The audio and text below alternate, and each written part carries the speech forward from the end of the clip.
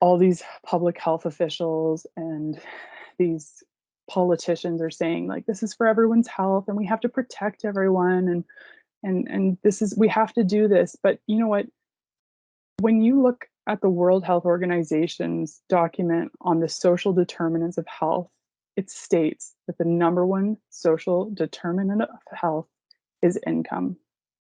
So why am I being denied my number one social determinant of health? How is that okay? Tamara Ugolini here with Rebel News. And as hospitals remain chronically understaffed with emergency departments and other urgent care clinics being forced to cut back operating hours, I'm bringing you the story of a registered nurse who was terminated by her employer despite being ready, willing, and able to work. In November of 2021, Guelph General Hospital terminated nurse Katherine after they refused to recognize her religious exemption to the COVID-19 injection policy.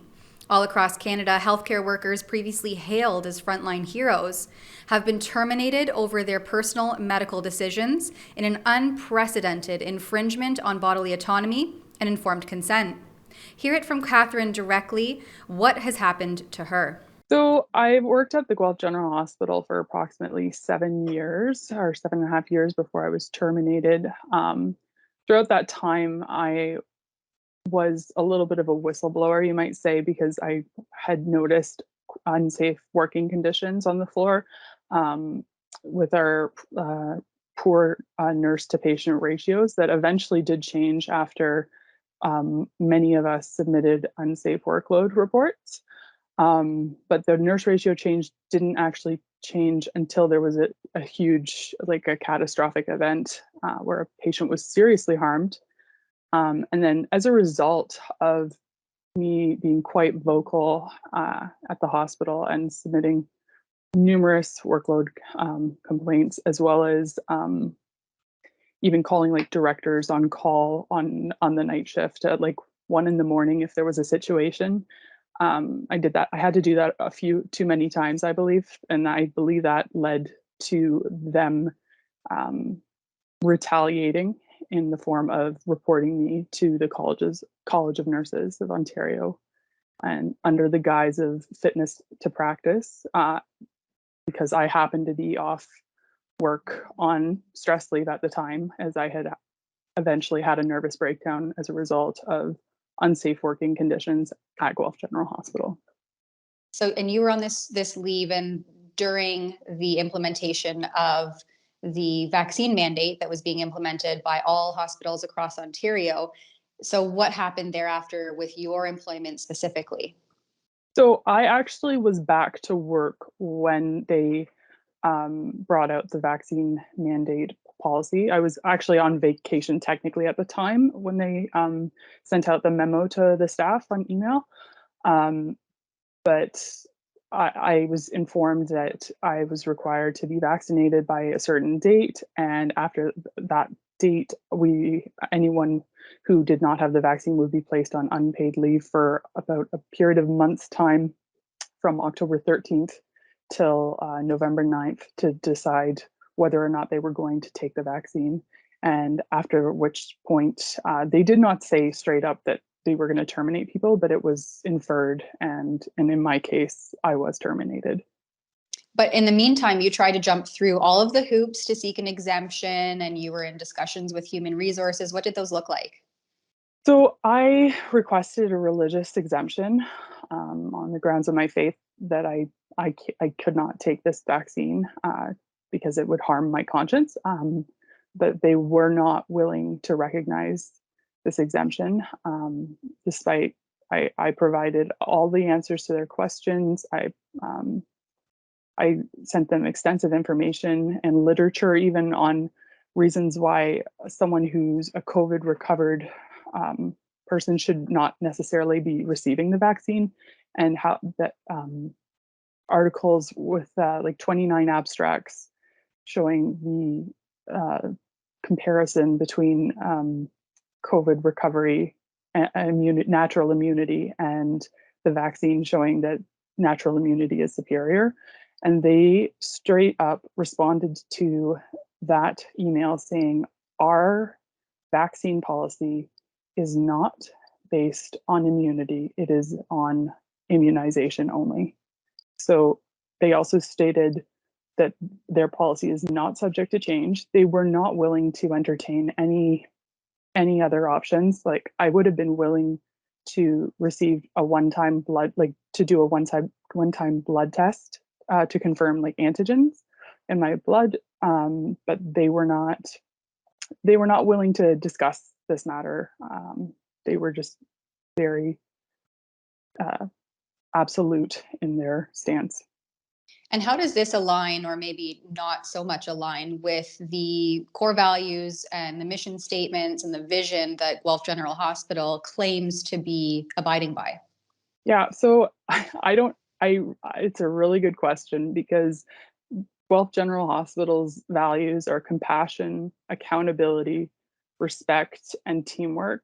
And I can honestly say I really didn't see much of that in my meetings with the HR director or my email correspondences with them not being willing to reasonably like just have a real discussion about this and come to a solution. As a result of them reporting me to the College of Nurses of Ontario, I had to hop through a bunch of hoops just to get back to work at that hospital. And I always came to the table willing to work with them. And that was even told to me by members on their HR department saying, we really appreciate your attitude in this situation. But it's interesting how when I was requesting something of them to to accommodate me in this, that they were not willing to do that. Or at least I offer alternatives, right? There or has to to be an alternative there. add an alternative, like they were not willing to offer an alternative. This was Now, what about you shared with me this tree, a medical practice standard, and there's from the College of Nurses of Ontario, and there's a decision tree in there that outlines the steps, necessary steps in medicine and medication administration to gain consent from the patient. You know, what is there in terms of protecting the healthcare worker? it's a very good question because yeah, the right afforded to patients to refuse medication protected by the CNO does not seem to extend to healthcare providers, as evidenced by these tyrannical vaccine mandates.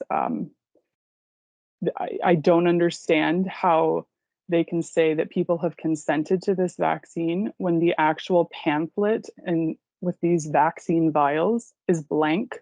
There is no informed consent. Just like the way health, like when I look at this, I just see healthcare totally deteriorating over this whole pandemic, this over the course of this pandemic. It's just deteriorated the healthcare system from a patient-focused model of care to a population-focused model of care under the slogan "We're in this together." It's just, it's not the way I learned about nursing when I was at university, that's for sure. Now, fast forward to you trying to receive employment insurance benefits, which is something that all tax-paying working Canadians pay into for their entire working life. And because of the code that your employer put on your record of employment, you were actually unable to get employment insurance while you tried to figure out your financials. Can you tell us a little bit about what happened there?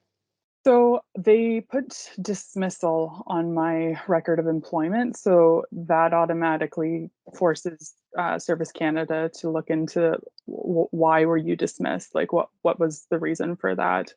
And the hospital had issued a letter to me stating that I was found to have been in misconduct due to the fact that I did not consent to their mandatory vaccine policy, despite the fact that I stated why I couldn't take the vaccine on the grounds of religious beliefs. But that didn't matter. The code was placed on my record of employment. So Service Canada denied my claim, or denied my employment insurance benefits.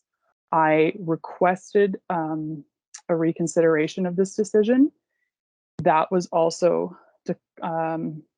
denied, and then I pursued it to the Social Security Tribunal of Canada, and then I received correspondence from them a little while ago saying that they have a duty to summarily dismiss any and all claims that they do not believe have any chance of success.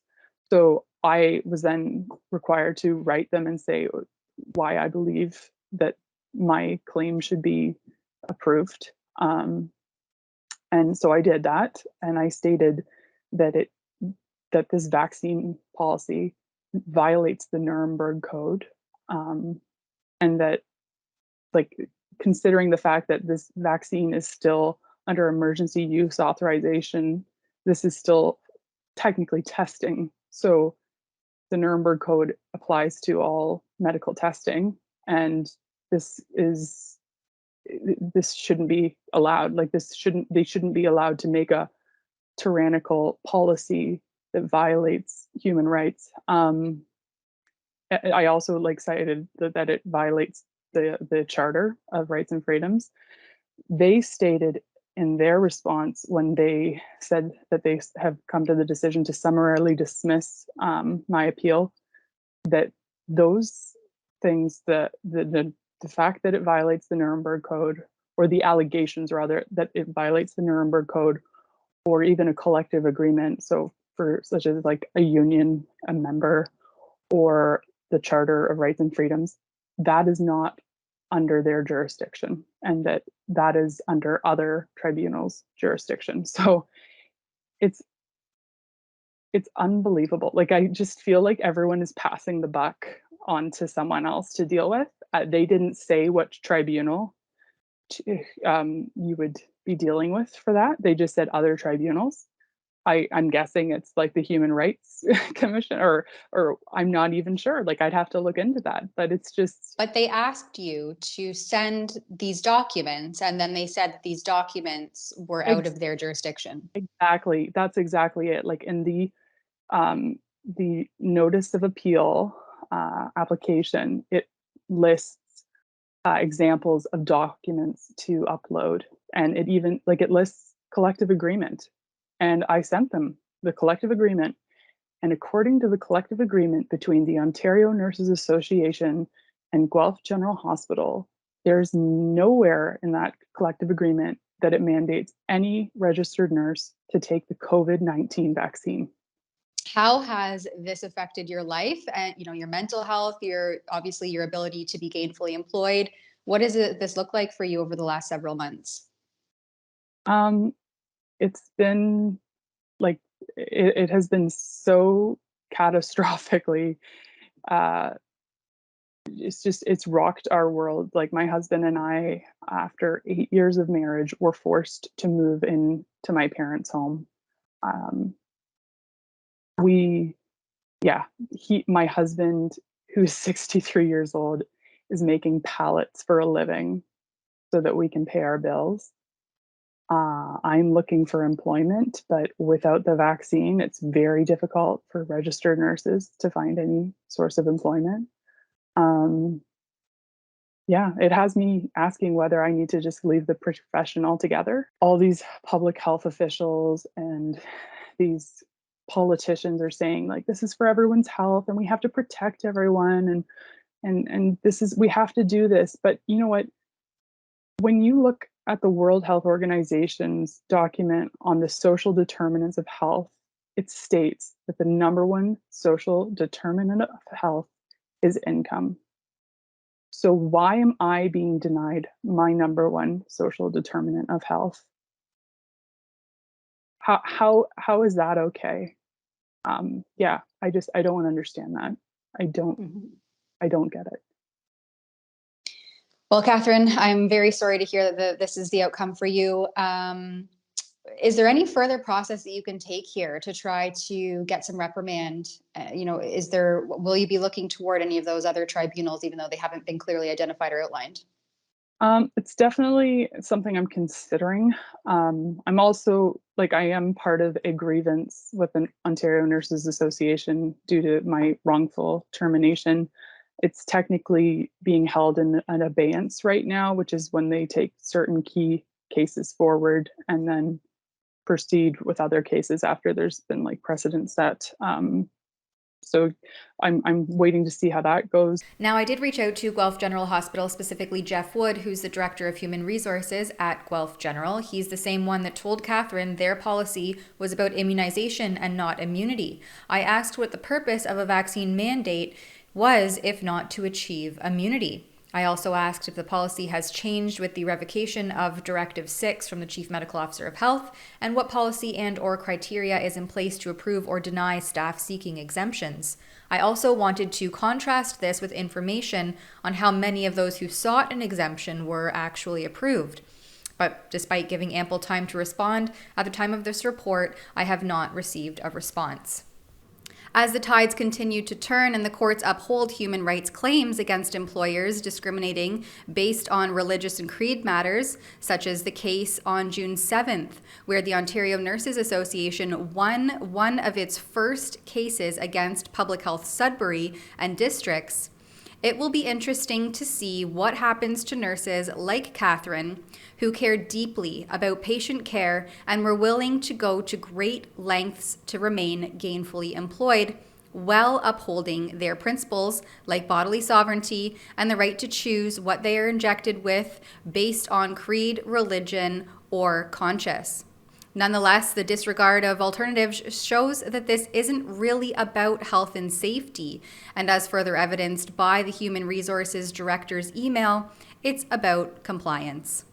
For Rebel News, I'm Tamara Ugolini. We are still actively litigating the most egregious cases of vaccine enforcement. We've crowdfunded legal defense for onboarded clients at fightvaccinepassports.com. At that special website, you can donate if you're able to help offset the cost of top-notch lawyers being provided to those clients at no cost to them. The website to view our reports on the subject and chip in if you're able to is fightvaccinepassports.com.